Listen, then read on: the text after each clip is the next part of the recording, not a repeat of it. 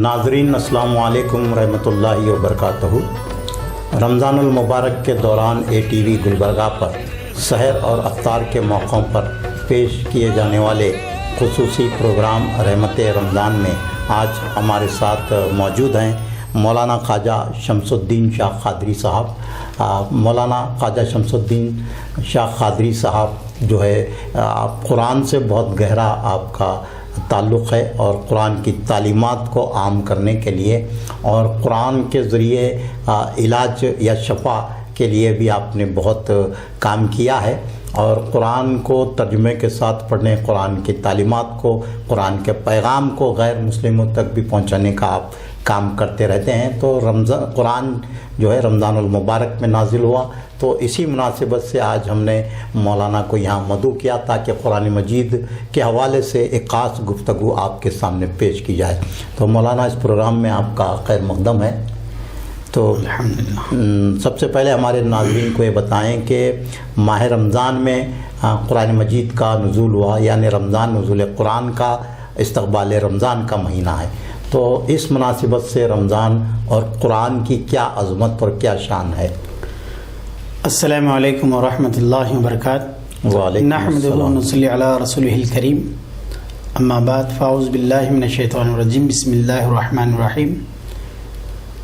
आज मैं ATV उर्दू के स्टूडियो में आकर अल्हम्दुलिल्लाह खुशी महसूस कर रहा हूँ और ख़ुसूसन हज़रत साहिब क़िबला के लिए जो बड़ी निस्बत और बड़ी नसब की बात रखते हैं, जनाब सैयद शाह अज़ीज़ुल्लाह सरमद साहब को अल्लाह ताला सलामत रखे कि ATV के ज़रिए उम्मत मुस्लिमा में बहुत ही उम्दा खिदमत कर रहे हैं। आपने सवाल फरमाया रमज़ान और क़ुरान का क्या गहरा ताल्लुक़ और क्या मामला है। क़ुरान मजीद में अल्लाह करीम ने इरशाद फरमाया, शहरु रमज़ान अल्लज़ी उन्ज़िला फ़ीहिल क़ुरान। अल्लाह रब्बुल इज़्ज़त ने रमज़ान मुबारक में क़ुरान को नाजिल फरमाया। रमज़ान इंसान के अंदर एक क्वालिटी पैदा करता है, एक खूबी पैदा करता है। 11 महीने हम कुरान पढ़ते हैं, उसका सवाब तो अपनी जगह अटल है, उसकी रहनुमाई, उसके फ़ैज़ व बरक़ात, उससे जो हिदायत का मामला है वो अपनी जगह मुसल्लम है। मगर हालत रोज़ा में, रमज़ान के महीने में हालत रोज़े में जब हम कुरान की तरफ तवज्जो करते हैं तो ऐसा मालूम होता है कि कुरान का सही मुतलाशी जी हालत रोज़े में मिलता है। किस तरह? कुरान से हिदायत लेने वाला, अच्छी जुस्तजू रखने वाला, कुरान का मुतलाशी, कुरान की जुस्तजू रखने वाला सही मानों में एक अच्छा रोज़ेदार है, क्योंकि रोज़े की हालत में इंसान के अंदर फितरी तौर पर वो चीज़ें जागती हैं जो उसकी असल हैं। उसके अंदर से रूहानियत जागती है। थोड़ी अगर उसकी रूहानियत रोज़े में थोड़ी जग रही है, थोड़ी आहिस्ता आहिस्ता जग रही है, उस वक्त उस पर कुरान का ऐसा गहरा असर पड़ता है बहालत रोज़ा जब वो कुरान को छूता है। अल्हम्दुलिल्लाह, इसलिए अल्लाह रब्बे क़दीर ने कुरान को, रमज़ान को एक साथ जोड़ा है। रोज़ा रखना आदमी के अंदर कैफियत पैदा करना है, कुरान उस कैफियत की मेराज पैदा करता है। सुभान अल्लाह। कुरान उस कैफियत के अंदर मेराज और आलीदगी और बुलंदी पैदा करता है। मैं तो आम तौर पे गौर करता हूँ, बहालत रोज़ा अगर कुरान पढ़ते हैं और उस वक्त दुनिया के मामला से थोड़ी देर के लिए किनारा कश होकर महज खुदा से बातें करने वाली कैफियत चाहते हैं, तो इफ्तार से पहले रोज़े की हालत में इफ्तार से पहले आप कुरान पढ़िए।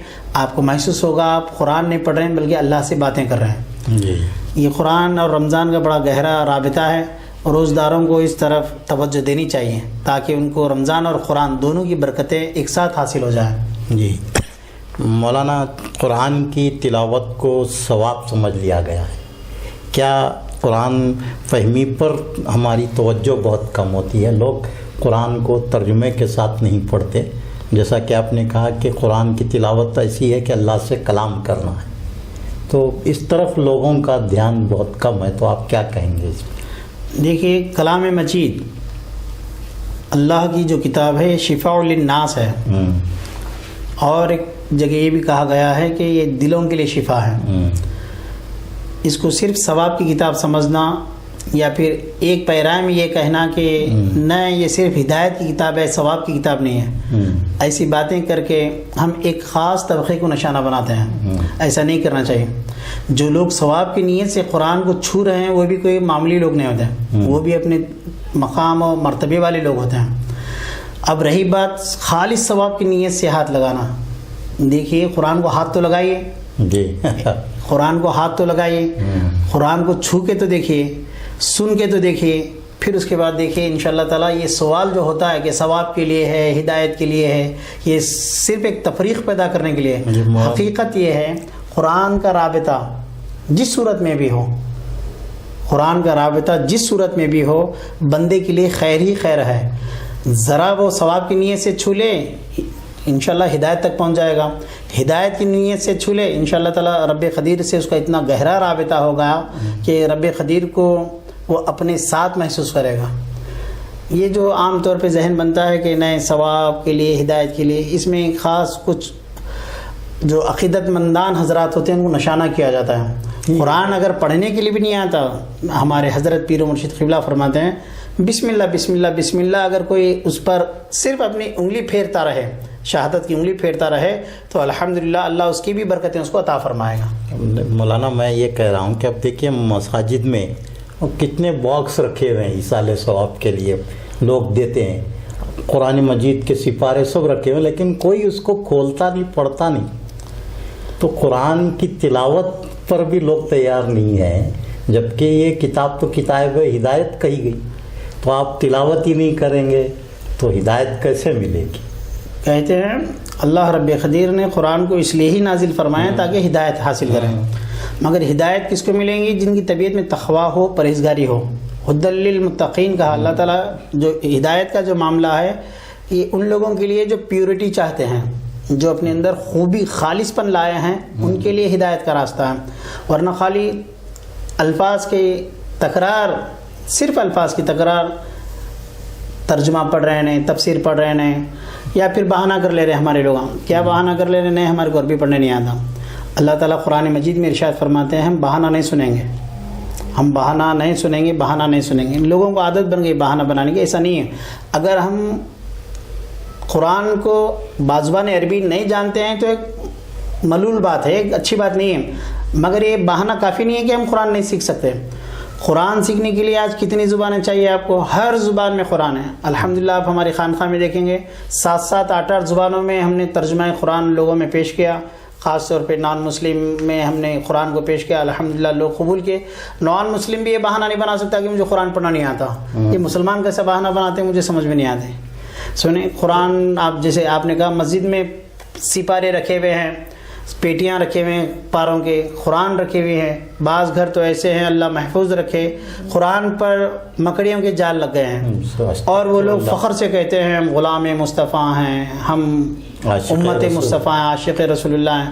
یقین مانیے دامن رسول جس کو کہتے ہیں, میں سمجھتا ہوں وہ قرآن سے بہتر نہیں ہو سکتا. بے شک بے شک. قرآن ہی در حقیقت دامن رسول ہے. قرآن ہی در حقیقت رسول سے صلی اللہ علیہ وسلم سے گہرا رابطے کی علامت ہے. تو جہاں تک ہو سکے حالت روزہ میں زیادہ سے زیادہ قرآن کی طرف راغب رہیں.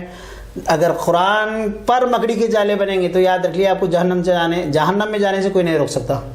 قرآن آپ کے سامنے اور اس کو جالے لگ گئے اور آپ امید کرتے ہیں کہ آپ کے غفلت کے پردے اٹھ جائیں, آپ پر ہدایت کے راستے کھل جائیں, ایسا نہیں ہو سکتا. ہر زبان میں قرآن آج موجود ہے. بزبان عربی آپ پڑھ لیجئے, بہت ثواب ملے گا. ترجمہ اور تفسیر پڑھ لیجئے, اللہ تعالیٰ جو آپ کو پیغام دینا چاہتے ہیں آپ کو سمجھ میں آ جائے گا. یہ مولانا آپ نے جس کیفیت کا ذکر کیا تو یہ تو قرآن سے غفلت نہیں بلکہ میں سمجھتا ہوں کہ یہ قرآن کی بڑی بے ادبی ہے. اللہ رب قدیر اللہ ہماری حفاظت فرمائے اس معاملے میں. قرآن کی بے ادبی دیکھیں, اگر کہیں یہ بات سامنے آتی ہے کہ قرآن کو کسی نے نعوذ باللہ کچھ اس کے ساتھ بے حرمتی کی تو ہمارے پاس احتجاج ہوتا ہے اور ہونا بھی چاہیے, جذبہ اپنا اظہار کرنا چاہیے. مگر دلوں پہ جو غفلت پڑی ہوئی ہے قرآن کی طرف. اب دیکھیے تراویح کا معاملے میں لوگ 5 دن سن لیے قرآن اور سمجھ گئے کہ ہم نے قرآن کا حق ادا کر لیا، 1 سال کبھی قرآن کو چھوئیں گے نہیں۔ کسی نے 10 دن تراویح پڑھ لیا اور قرآن سن لیا تو سمجھ لیا کہ میں نے قرآن کا حق ادا کر دیا۔ دیکھیے یہ بہت اچھا عمل ہو رہا ہے، الحمدللہ ہونے دیجیے، مگر قرآن کا جو معاملہ ہے 30 دن میں اگر ہم قرآن کو گہرے رابطے کے ساتھ پڑھیں گے تو امید ہے اس بات کی رب قدیر غیب سے ہمارے لیے ایسے ایسے راستے ہموار فرمائے گا، ایسے ایسے جگہوں سے ہمارے لیے فتوحات اور کامیابی کے راستے اللہ تعالیٰ ہمارے لیے ہموار فرمائے گا۔ ہم جہاں تک اس کے ترجمے کے ساتھ، تفسیر کے ساتھ روزانہ 1 رکوع تو پڑھنے کی عادت بنائیں، مگر افسوس ہے ہمارے لوگوں پر، جس کے لیے کہا گیا خیرکم من تعلم القرآن وعلمہ، تم میں بہتر وہ ہے جو قرآن کو پڑھے اور پڑھائے، مگر ہمارے پاس ماحول بنا ہے، ہمارا بچہ 99 نمبر لے کر پاس ہو گیا، ہمارا بچہ میتھس میں اتنے لیا، میتھمیٹکس میں اتنے لیا، سائنس میں اتنے لیا۔ فخر سے کہہ رہے ہیں ماں باپ، اگر ان ماں باپ کو یہ پوچھا جائے کیا تمہارا بچہ قرآن میں 35 مارکس تو لے سکتا ہے، تو جواب کیا جواب دیں گے ماں باپ؟ اللہ رب قدیر ماں باپ کو بھی اور بچوں کو بھی اور پورے معاشرے کو اللہ تعالیٰ قرآن والا بنائے، قرآن کو خوب پڑھنے اور سمجھنے والا بنائے۔ مولانا آپ نے ابھی تراویح میں قرآن مجید کی تلاوت کا ذکر کیا، تو فی زمانہ جس طرح روانی سے تراویح میں تلاوت کی جا رہی ہے قرآن کی، الفاظ نگلے جا رہے ہیں، تو صحیح طریقے سے تلاوت نہیں ہو رہی ہے، تو یہ کیا کہیں گے آپ اس کے بعد؟ قرآن مجید کیا ادب ہے اس کا؟ قرآن مجید کے متعلق اللہ رب قدیر نے خود یوں فرمایا ورتل القرآن ترتیلا، قرآن کو اس انداز سے پڑھو کہ ایک واقعہ میں آپ کو بتاؤں تھوڑا سا یہاں پہ۔ حضرت خواجہ حسن بصری رضی اللہ تعالیٰ نماز پڑھ رہے ہیں، خواجہ حسن بصری نماز پڑھ رہے ہیں، چور ان کے گھر آیا ہے، دیوار پہ بیٹھا ہے، حضرت نماز پڑھ رہے ہیں، تہجد کی نماز ہے، نماز میں کھڑے ہیں، 27ویں پارے کی سورہ حدید کے آپ آیتیں پڑھ رہے ہیں، چور اوپر بیٹھا ہوا ہے، آپ نے قرآن کی تلاوت کی، میں سمجھتا ہوں چور باوضو تو نہیں آیا تھا، جی لیکن عربی جانتا تھا، سنیں چور باوضو تو نہیں آیا تھا، مگر چوری کرنے کی نیت سے آیا ہے، کوئی عبادت کی نیت سے بھی نہیں آیا۔ قرآن اگر صاحب دل پڑھے، واہ کیا بات ہے، قرآن اگر صاحب دل پڑھے تو انشاءاللہ تعالیٰ باوضو لوگوں پہ تو بہت بڑی بات ہو گئی، بے وضو لوگوں پر بھی اثر کر جائے گا۔ سبحان اللہ سبحان اللہ، بہت اچھی بات آپ نے۔ چور اوپر بیٹھا ہے، حضرت نماز پڑھا ہے، پڑھا آپ نے 27ویں پارے سورہ حدید کی آیت ہے، کیا ہو گیا ہے تمہارے دلوں کو اللہ کے ذکر سے ابھی کوئی نصیحت نہیں مل رہی ہے؟ آیت کریمہ میں بھول رہا ہوں، ذہن میں نہیں آ رہی مجھے، جی ترجمہ یہ ہے کہ کیا ابھی تمہارے لیے وقت نہیں ہے کہ اللہ کے ذکر سے تمہارے دل دہل جائیں؟ چور اوپر بیٹھا تھا، نیچے گر گیا، حضرت نماز سے فارغ ہو گئے، چور کی عادت کی طرف راغب ہو گئے، بولے کیا ہو گیا؟ بولے حضرت چوری کی نیت سے آیا تھا، اوپر بیٹھا تھا، آپ کا قرآن پڑھنا میرے دل کی دنیا کو بدل دیا۔ سبحان اللہ۔ آج ہم جو قرآن پڑھ رہے ہیں الحمدللہ اس کا ثواب تو ملے گا جس انداز سے بھی پڑھیے، مگر اس واقعے کو ذہن میں رکھ کر غور فرمائیے اور دیکھیے کیا واقعے میں کیا ہم پر قرآن اثر کر رہا ہے۔ سمجھ، جب قرآن کو گہرائی کے ساتھ، کیفیات کے ساتھ پڑھیں گے تو یقین مانیے اپنے تو اپنے، مسلیان تو مسلیان، تراویح پڑھنے کے لیے جو لوگ گئے ہیں اللہ سب کی تراویح قبول فرمائے۔ قرآن جب گہرائی کے ساتھ پڑھتے ہیں تو میں سمجھتا ہوں جو تراویح میں تھا، جو پیچھے تھا وہ پیچھے نہیں رہے گا، وہ سب سے آگے ہو جائے گا۔ قرآن کو کیفیات کے ساتھ پڑھیں، قرآن کو گہرے لگاؤ کے ساتھ پڑھیں، کیونکہ یہ کلام الہی ہے، یہ کتاب نہیں پڑھ رہے ہیں آپ، یہ کلام الہی پڑھ رہے ہیں، آپ الفاظ کی تکرار کر رہے ہیں، نہیں، آپ اس کیفیت کے ساتھ پڑھیے کہ آپ الفاظ کی شکل میں اللہ رب قدیر سے باتیں کر رہے ہیں اور نور پا رہے ہیں۔ حدیث مبارک ہے قرآن قیامت کے دن نور بن کر آئے گا، آگے پیچھے آزو بازو چلے گا، مگر کب؟ جب ہم اس کو یہاں پہ حروف کے ساتھ ساتھ نور کی بھی شکل کو محسوس کریں۔ بہرحال اللہ رب قدیر ہم سب کو قرآن سے گہرا رابطہ عطا فرمائے، تراویح میں ہی نہیں، تراویح کے علاوہ گھروں میں بیویوں کے ساتھ، بچوں کے ساتھ گھروں میں بھی قرآن پڑھنے کی ہم سب کو توفیق عطا فرمائے۔ مولانا آپ نے بہت ہی فکر انگیز بات کہی کہ تلاوت قرآن سے لوگوں کے دل بدلنے چاہیے، لوگوں کے دلوں پر قرآن کا اثر ہونا چاہیے، آپ نے بہت اچھی بات کہی ہے۔ تو اسی لیے کتاب ہدایت کہا گیا قرآن مجید کو۔ تو میں آپ سے یہ جاننا چاہوں گا کہ قرآن مجید کی تعلیمات، قرآن مجید کی ہدایات صرف مسلمانوں کے لیے نہیں ہے، بلکہ وہ ساری تمام عالم انسانیت کے لیے ہیں. تو ہم ہماری حالت یہ ہے کہ ہم خود قرآنی تعلیمات سے آگاہ نہیں ہو رہے ہیں. تو انسانیت تک، انسانوں تک، دوسرے مذاہب کے ماننے والوں تک قرآن کی تعلیمات کو کس طرح پہنچایا جانا چاہیے؟ دیکھیے آپ کے اندر بھی میں دیکھا الحمدللہ بڑا پیارا جذبہ ہے. آپ جہاں میں اکثر آپ کے پروگراموں کو دیکھتا ہوں تو آپ کوشش کرتے ہیں کہ غیر مسلموں میں بھی کچھ پیغام جائیں.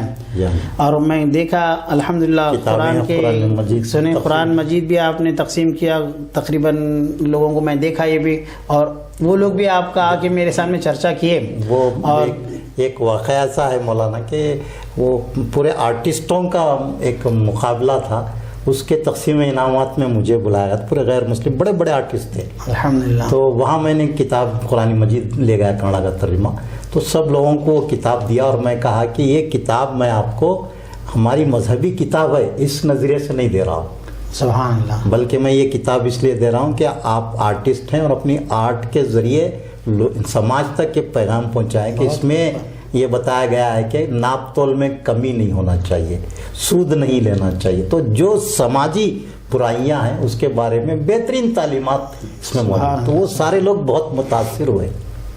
تو یہ طریقہ کار آپ بھی کرتے ہیں تو تھوڑا بتائیں کہ میں الحمدللہ آپ بھی جانتے ہیں اور کچھ ہمارے قریبی لوگ بھی جانتے ہیں کہ میں قرآن کو لے کر بڑا کیا کہتے ہیں کوشش کرتا ہوں کہ اچھی سے اچھی زیادہ سے زیادہ خدمات کریں، بلکہ میرا ہی نہیں ہر ایک انسان کا یہی مزاج ہونا چاہیے، کیونکہ اچھا انسان ہوئے جو اپنے لیے پسند کرتا ہے دوسرے کے لیے پسند کرے. اور میں سمجھتا ہوں قرآن سے بہتر کوئی چیز ایسی نہیں ہے جس کے ساتھ پسندگی کا تعلق رکھا جائے.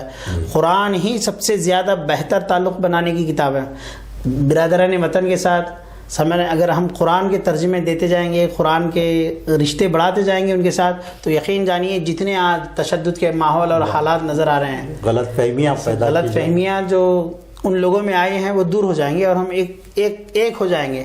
وہ کہتے ہیں نا مذہب نہیں سکھاتا آپس میں بیر رکھنا، لیکن آپ کو کیسا پتا چلے گا کہ مذہب بیر نہیں رکھتا؟ قرآن پڑھیں گے تو معلوم پڑے گا، شعر سنانے سے نہیں معلوم پڑے گا. اگر آپ شعر بول رہے ہیں اور اسٹیٹس پہ لگا دے رہے ہیں کہ مذہب نہیں سکھاتا آپس میں بیر رکھنا، ہندی ہے ہم وطن ہے ہندوستان ہمارا، شعر بڑا پیارا ہے، بہت مقبول شعر ہے، مگر یہ بیر کو ختم کرنے کے لیے قرآن کے لیے اقدام کرنا چاہیے. قرآن سامنے والا پڑھے گا تو بیر ختم ہو جائے گا. بے شک بے شک. اور نہ صرف جلسے جلوسوں سے آپ بولیں گے بیر ختم کر دو، بیر ختم کر دو، سنیں، اور آج تک بھی ختم نہیں ہو رہا. اس کی وجہ یہی ہے کہ ہم قرآن نہیں دے پا رہے ہیں. بزرگان دین جو اہم تحفہ جو پیش کیے وہ قرآن پیش کیے.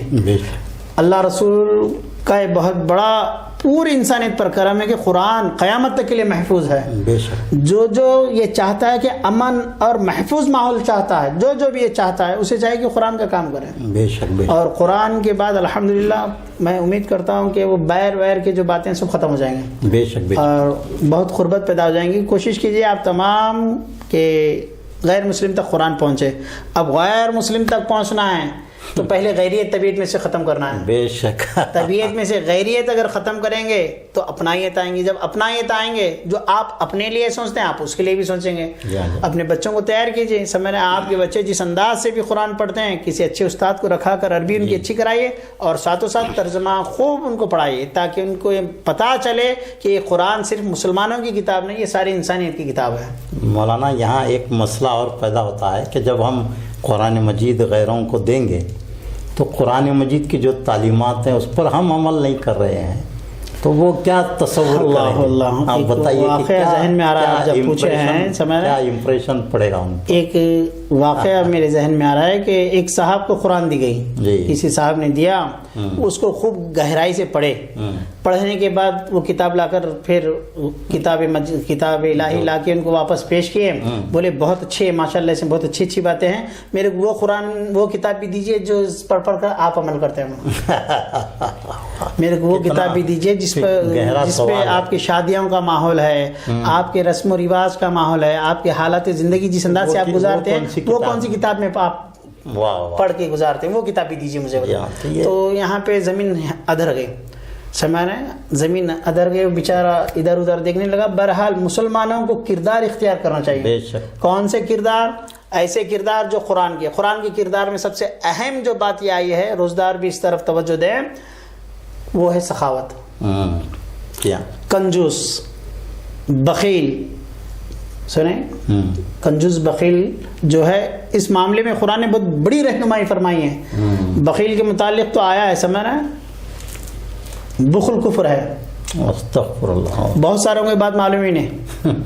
بخل کفر ہے, اور بخل ایک درخت کا نام ہے, حدیث مبارک میں ہے, بخل ایک درخت کا نام ہے اور وہ جہنم میں ہے. بخل یعنی کنجوسی, سنیں, درخت کا نام ہے وہ. امام غزالی رحمۃ اللہ علیہ یہاں پہ حدیث نقل فرمایا ہے. فصیح لفظ استعمال کر رہے ہیں ہمارے ناظرین کو, یعنی اس کا کنجوسی, کنجوسی اگر کہیں تو زیادہ لوگوں کو سمجھ رہے ہیں. تو کیا ہے اس میں, وہ ایک درخت کا نام ہے جو جہنم میں ہے. اب اس کی ٹہنیاں زمین پر پھیلی ہوئی ہیں, دنیا میں پھیلی ہوئی ہیں. جو اس ٹہنی کو پکڑ لے گا وہ بخیل ہو جائے گا. واہ. اور رسول اللہ صلی اللہ علیہ وسلم فرماتے ہیں سخاوت ایک درخت کا نام ہے جو جنت میں ہے. جو اس کو تھام لے گا وہ سخی ہو جائے گا. واہ. آپ بہترین روزے دار ہیں مگر آپ بخیل ہیں. اب بخیل ہیں سے پتہ کیسا چلے؟ تو اس کی بیماری کیسی ہے, اس کے تشخیص کا, اس کے اسباب بھی بتاتا ہوں میں کہ آپ بخیل ہیں, پتہ کیسا چلے. آپ کا دسترخوان بہترین افطار پر سجا ہوا ہے, ہم اقسام کے کھجور آپ کھا رہے ہیں, اور الحمدللہ بولتے ہوئے ٹھنڈے ٹھنڈے مشروبات پی رہے ہیں, بہترین آپ کے لیے ضیافت رکھی گئی, آپ کھاتے جا رہے ہیں. آپ کنجوس ہیں. کب؟ جب آپ کو یہ احساس پیدا ہو جائے اللہ میں تو کھا رہا ہوں, فلاں آدمی غریب ہے, فلاں یتیم ہے, فلاں محتاج ہے, میرا بھائی غریب ہے. اگر یہ احساس پیدا ہو جائے اور کھانے سے پہلے, حلق میں اترنے سے پہلے اگر یہ خیال اس کے اندر پیدا ہو جائے تو اس کے اندر سخاوت کی بو آ رہی ہے, اور بس اللہ کا نام لیتے جا رہا ہے, مزے مزے سے کھا جا رہا ہے, اس کے دماغ میں کوئی غریب یاد ہی نہیں ہے, محتاج اس کو یاد ہی نہیں ہے. تو یہ اللہ رسول کی بارگاہ میں اپنے آپ کو دھوکہ دے رہا ہے. استغفر اللہ. بخیل کی یہ تعریف ہے, یعنی اس کو اپنے کھانے پینے کی چیزوں میں, پہننے اوڑھنے کی چیزوں میں, رہنے سہنے کی چیزوں میں, اس کی اپنی ضروریات زندگی میں بس وہ مست ہے, موج مستی کر رہا ہے, اسے دوسرے کو یاد ہی نہیں آ رہا. یہ بخیل ہے. سنیں, تو جہاں تک کوشش کریں روزدار اس بات کی طرف توجہ دیں. یاد رکھ لیجئے بخل کا علاج بہت بہت ضروری ہے. آج بہت ضروری. لوگ ڈر رہے ہیں, سیٹھ صاحب برا سمجھ جائیں گے, بولے کوئی کھل کے بولنے کے لیے تیار نہیں. میں سمجھتا ہوں گلبرگے میں واحد فرد ہوں جو بخل پہ اتنا کثرت سے بولتا ہوں. بہت صحیح ہے. سخاوت پہ کثرت سے کہتا ہوں میں. ہے آج کوئی یہ کہنے والا کہ مسجد بنانے سے زیادہ ثواب ایک بے گھر بھائی کا گھر بنا کے دینا ہے؟ ہے کوئی کہنے والا ہے؟ امام غزالی رحمۃ اللہ علیہ فرماتے ہیں مسجد بنانا ہے تو آگے لوگ بہت آئیں گے, کیونکہ مسجد پر نام آئے گا, نام پلیٹ لگ جائے گا, تختی لگ جائیں گی. غریب بھائی کا اگر گھر بنا کے دینے کی بات آئی تو کون آگے آئے گا؟ کل میں جمعہ میں بیان کرتے ہوئے دعا کیا ہے, اللہ ہمارے امام صاحب کو ذاتی گھر عطا فرما.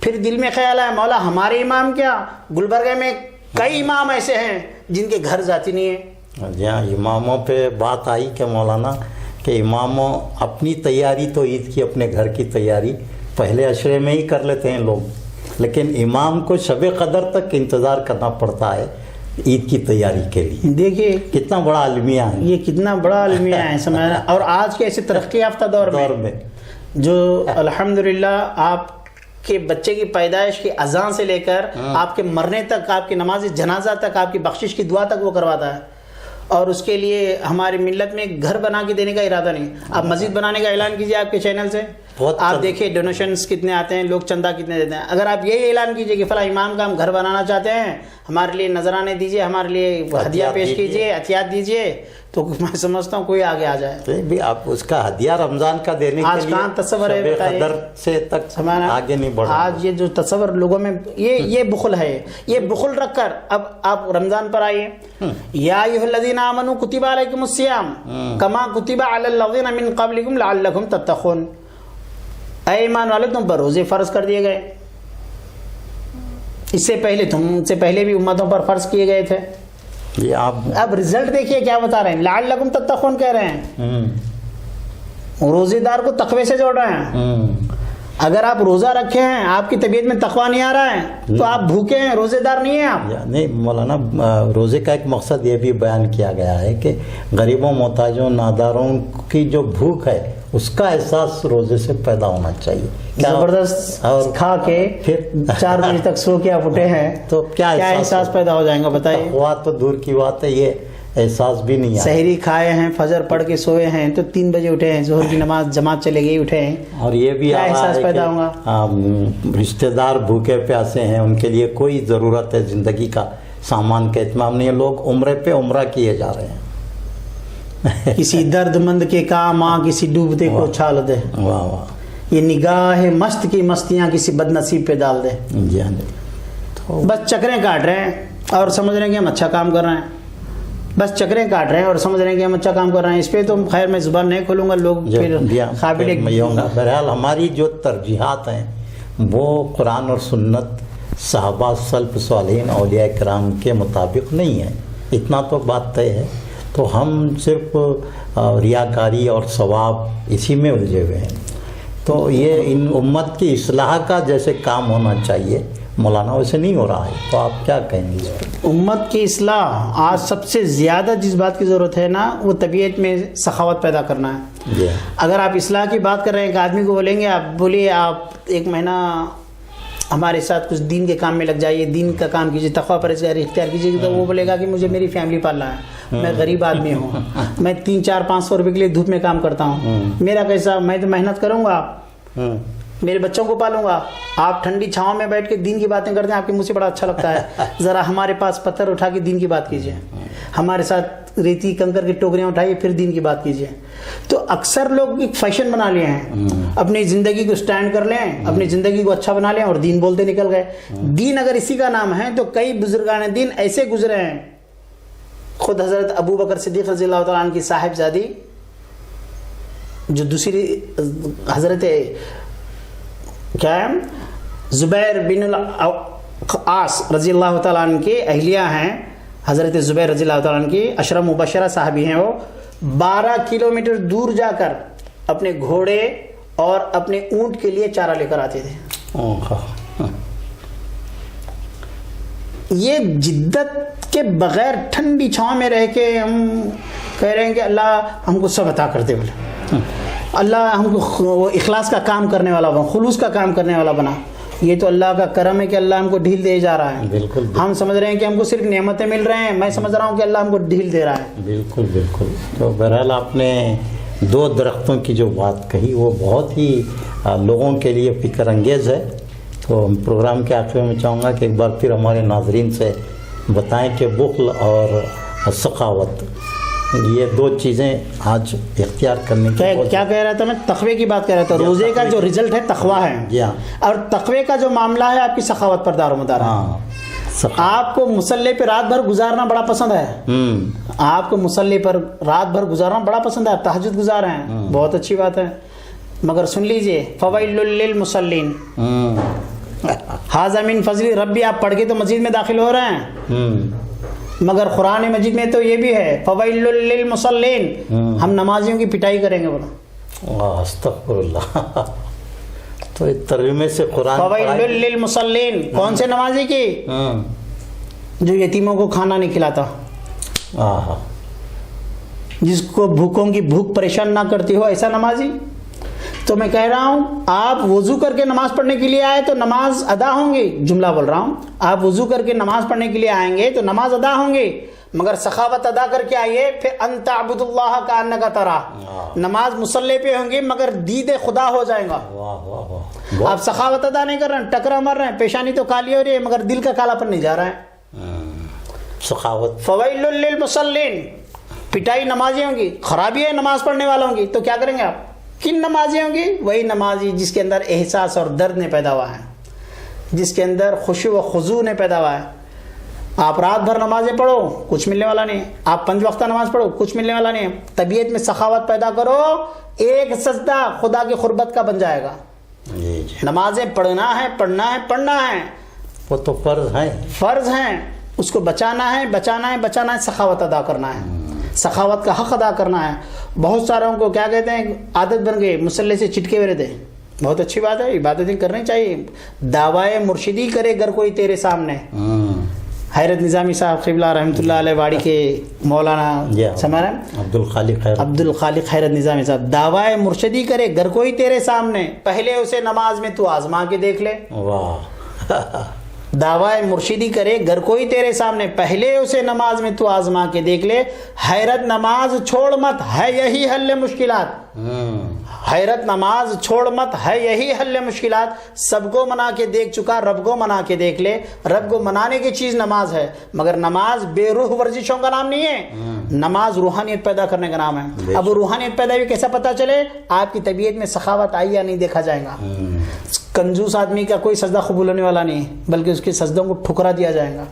اس لیے جہاں تک کوئی شکایت صرف وضو سے نہیں، سخاوت کے ساتھ سجدے ادا فرمائی ہے. وضو سے آپ مسجد میں آنے کی اجازت مل گئی، وضو کرنے سے سجدہ کرنے کی اجازت مل گئی، وضو کرنے سے قرآن چھونے کی اجازت مل گئی، اللہ اکبر کہہ کر مسجد میں کھڑے ہونے کی اجازت مل گئی.